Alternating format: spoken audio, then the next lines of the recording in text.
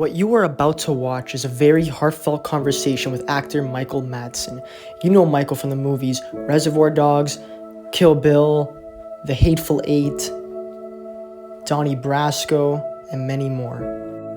He wanted to come on my show to tell you all the truth about what's really going on in his life. This is the first time Michael is speaking out on this.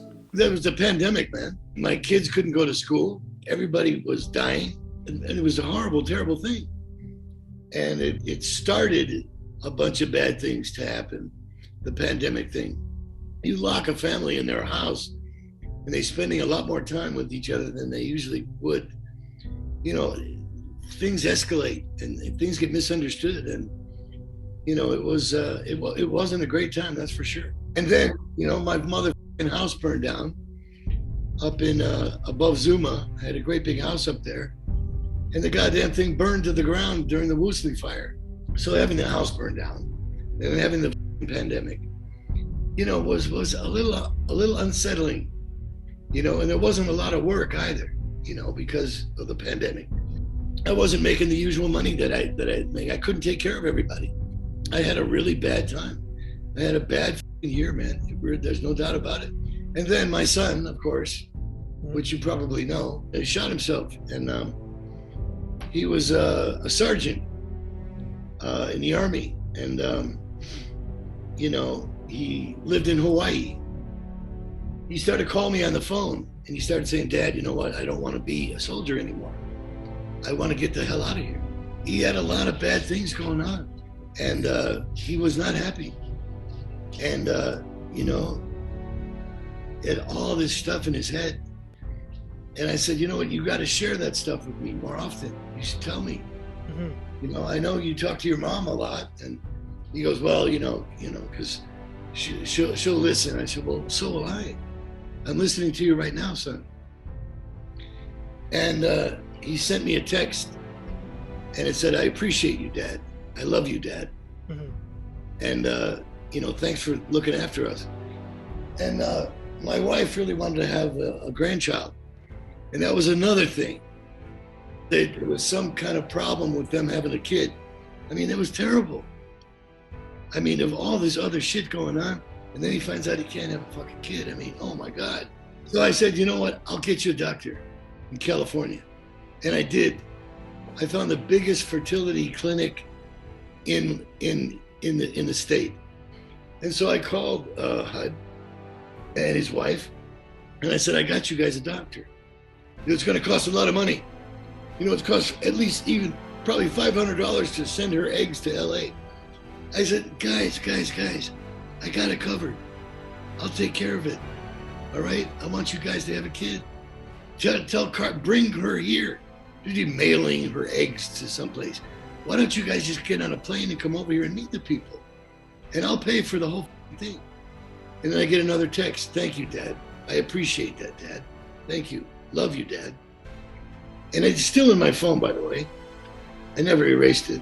And so 2 days later, you know, we hear, you know, from the military, you know, that he shot himself.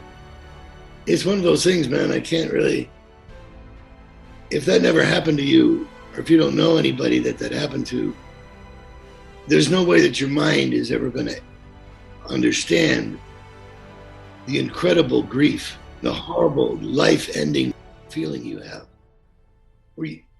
about something like that. It's so terrible. And it took me a while to get over it. It took me, you know, that was another part of this whole year of terrible things going on. You know, that had to happen on top of everything else. I was in a bad place, man. You know, I was gone, man. Mentally, I was gone. I didn't know what to do.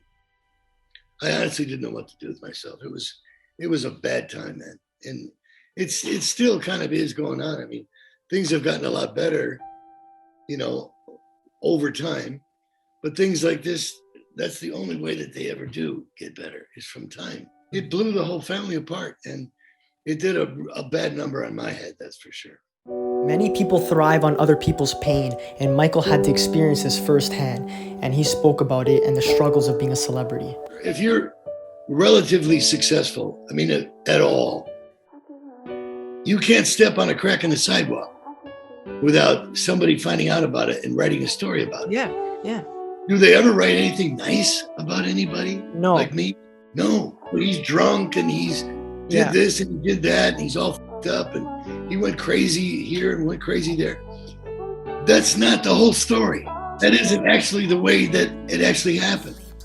But they love to tell these stories about successful people in these magazines or papers or whatever they are. They love it. They live off of it. It's sick. Everybody now knows who I am, and everybody's always very kind, very, gentleman, nice to me. They treat me with a lot of respect. And then I walk away wondering, is that one of the people who reads, one of these periodicals? Or they're just pretending to like me? Or, or were they genuinely did enjoy meeting me, And it gets confusing, man. I hope many people can see this side of Michael and realize that he is a great actor, a great father, a great friend, and most importantly, a great human being. I liked doing your show. I wanted to do your show. I was flattered that Melissa even asked me about doing it. And I said, sure. I thought, this is a good chance for me to, first of all, everybody can see that I'm not comatose, or I'm not in a hospital. I'm not drunk. I'm not snorting drugs. This is a good chance for me to just be me, and just talk about things and straighten it out.